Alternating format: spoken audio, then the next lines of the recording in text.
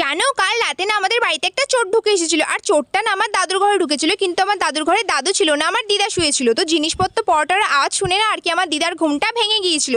তারপর না আমার দিদা ওই চোরটাকে দেখতে পেয়ে বলছিল যে বাবা, তোমাকে তো দেখে কোনো ভদ্রবাড়ির ছেলে মনে হচ্ছে, তাহলে তুমি চুরি কেন করছো? নিশ্চয়ই তোমার এমন কোনো পরিস্থিতি রয়ে গেছে যার জন্য তুমি আর কি বাধ্য হয়ে চুরি করছো। আচ্ছা বাবা ঠিক আছে, ওই যে আলমারিটা দেখতে পাচ্ছ না, ওই আলমারির চাবিটা ওখানে ড্রেসিং টেবিলের ডোয়ারের মধ্যে রাখা আছে, যাও চাবিটা তুমি নিয়ে আর কি আলমারিতে যা যা আছে সব বের করে নিয়ে চলে যাও। কিন্তু তার আগে তুমি আমার একটা প্রশ্নের উত্তর দাও। এক্ষুনি না আমি একটা স্বপ্ন দেখলাম, কিন্তু তার মানে বুঝতে পারছি না, তুমি তার মানেটা আমাকে বোঝাও। তো আমার দিদা তখন বললো, আমি না স্বপ্নটা দেখছিলাম যে আমি একটা মরুভূমিতে হারিয়ে গিয়েছি, আর ওই মরুভূমিতে না একটা চিল উড়ে উড়ে আমার কাছে এসে বলছে বাবু বাবু বাবু।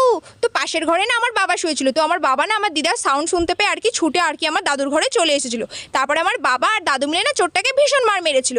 আমি না এখন বুঝতে পারলাম যে আমার দিদা না কতটা বেশি চালাক, আর কিভাবে ছোটবেলায় আর কি আমাকে বোকা বানিয়ে স্কুলে পাঠিয়ে দিত।